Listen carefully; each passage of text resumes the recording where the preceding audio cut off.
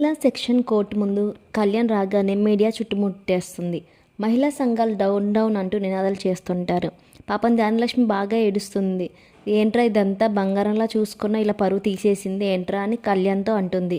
అమ్మ క్షమించు, అలాంటి ఆడదాన్ని తీసుకొచ్చి నీ బాధ కారణమైనందుకు. ఇక ప్రశ్నల వర్షం కురిపిస్తూ మీడియా రిపోర్టర్స్ ఉంటారు.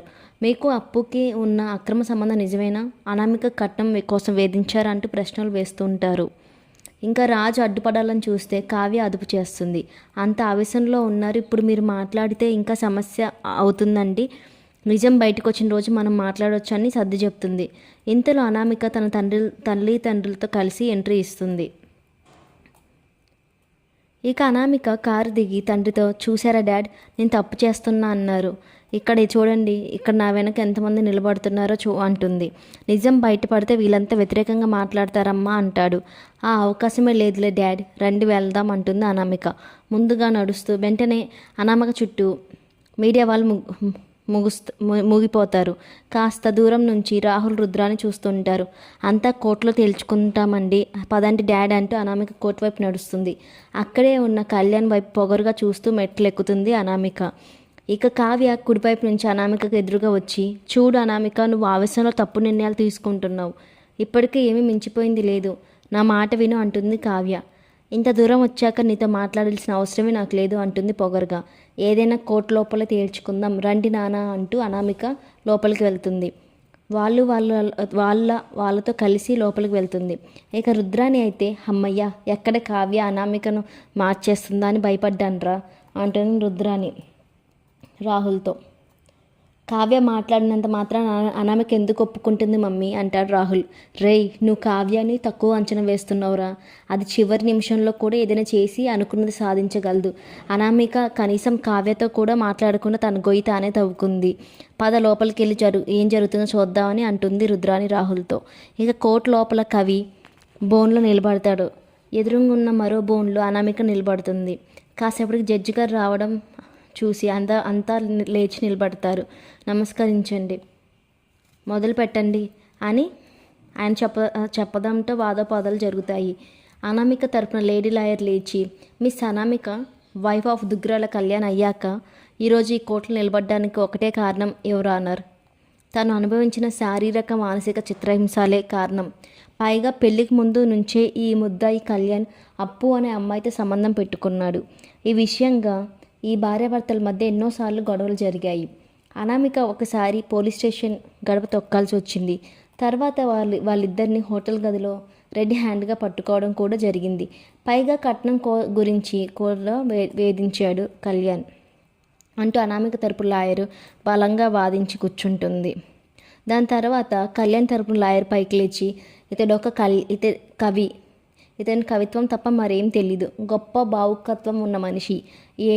ఏం అనామిక, ఇతన్ని ప్రేమించే పెళ్లి చేసుకున్నావా? ప్రేమించినప్పుడు ఇతడు కవిగా తెలుసా అని, లేక బిజినెస్ మ్యాన్గా పరిచయమా అంటాడు లాయరు.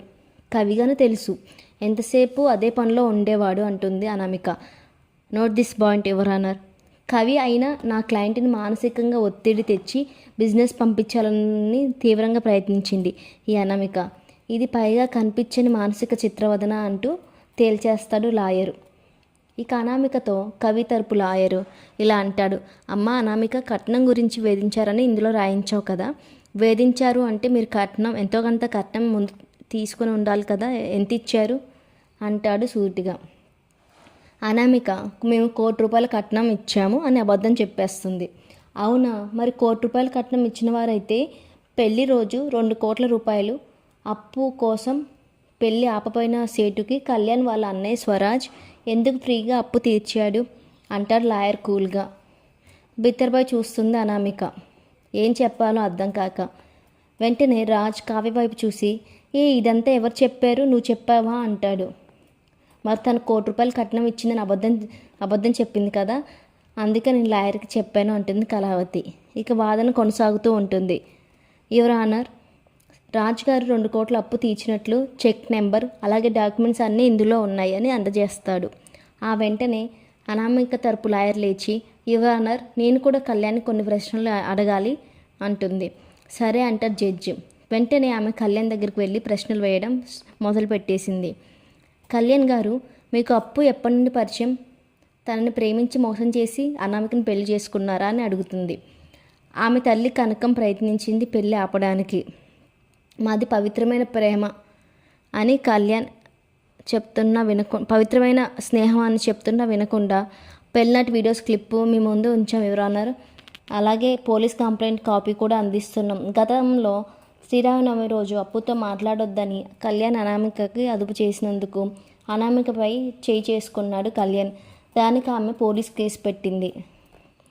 ఆ పేపర్ మీ ముందు సబ్మిట్ చేస్తున్నా అని లాయర్ జడ్జి గారికి సబ్మిట్ చేస్తుంది. ఇక అప్పటిదాకా మాది పవిత్రమైన స్నేహం అన్నావు కదా కళ్యాణ్, అప్పు నన్ను ప్రేమించింది కానీ ఏ రోజు ఆ మాట నాకు చెప్పలేదు అంటూ అప్పు గొప్పతనాన్ని చెప్పే క్రమంలో జడ్జి అనుమానంగా, ఇదేంటయ్యా మీది స్నేహం అన్నావు మళ్ళీ ప్రేమ అంటున్నావేంటి ఇప్పుడే అని అంటాడు. కేసుని రేపటికి వాయిదా వేస్తున్నాను. ఈ భార్యాభర్తల మధ్య చిచ్చుకు కారణమైన ఆ అప్పును తీసుకుని రండి, ఆమెను కూడా హాజరుపరచండి అంటాడు జడ్జి. దాంతో కేసు రేపటికి వాయిదా వేస్తారు. ఇంకా రేపటి ఎపిసోడ్లో ఏం జరుగుతుందో చూద్దాం. Thank you so much for watching. Please subscribe our channel.